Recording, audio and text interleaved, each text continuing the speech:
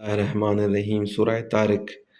आसमान जो ऐं राति जे वक़्त में ईंदड़ जो कसम आहे ऐं कंहिं सम्झायई त राति जो ईंदड़ छा आहे। उहो चमकंदड़ तारो आहे त को जीव अहिड़ो कोन्हे जंहिं ते हिकु निगहबान मुक़ररु थियल न आहे।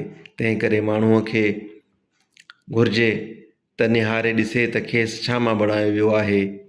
टिपे सां निकिरंदड़ पाणीअ मां बणायो वियुसि जो पुठी ऐं उरह जे विच मां निकिरंदो आहे। बेशक अल्लाह संदसि वरी मोटाइण ते वस वारो आहे।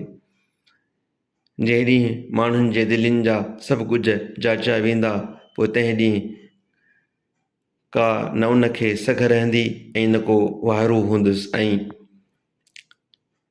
मींहं वारे आसमान जो कसम आहे ऐं फाटण वारी ज़मीन जो बि कसम आहे त बेशक क़ुर हिकु फ़ैसिलो कंदड़ ॻाल्हि आहे ऐं हीअ क़ुर का ठठोलीअ जी ॻाल्हि न आहे।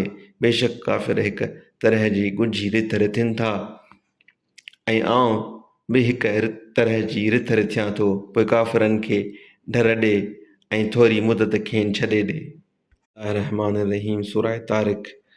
आसमान जो ऐं राति जे वक़्त में ईंदड़ जो कसम आहे ऐं कंहिं सम्झायई त राति जो ईंदड़ छा आहे। उहो चमकंदड़ तारो आहे त को जीव अहिड़ो कोन्हे जंहिं ते हिकु निगहबान मुक़ररु थियल न आहे।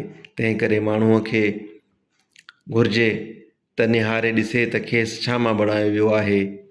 टिपे सां निकिरंदड़ पाणीअ मां बणायो वियुसि जो पुठी ऐं उरह जे विच मां निकिरंदो आहे। बेशक अल्लाह संदसि वरी मोटाइण ते वस वारो आहे।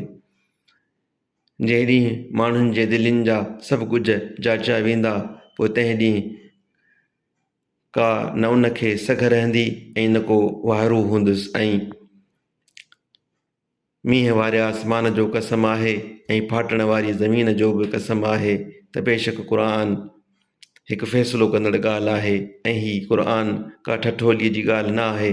बेशक काफ़िर हिकु तरह जी ॻुझी रिथ रिथनि था ऐं आउं बि हिकु तरह जी रिथ रिथियां थो। पोइ काफ़िरनि खे डर ॾे ऐं थोरी मुदत खेनि छॾे ॾे।